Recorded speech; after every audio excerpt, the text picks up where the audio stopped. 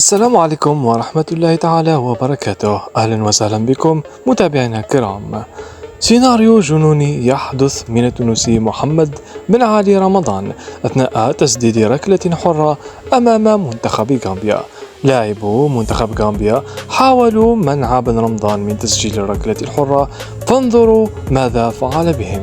الدقيقة 9، الحكم احتسب ركلة حرة مباشرة لمنتخب تونس، وكل لاعبي غامبيا وقفوا أمام منطقة الجزاء، والحارس وضع لاعبا نائما خلف الحائط البشري لمنع الكرة الأرضية، والجميع توقع تسديد ركلة حرة من فوق الحائط.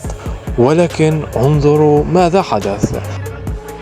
بن رمضان قرر أن يخدع حارس مرمى غامبيا، وقام بتنفيذ الركلة الحرة بطريقة أرضية عالمية فاجأت المدافعين وصنعت الفوضى والجنون مع حارس المرمى والمدافعين، وأعلنت عن تسجيل هدف رائع لمنتخب تونس برأسية زميله علي العابدي.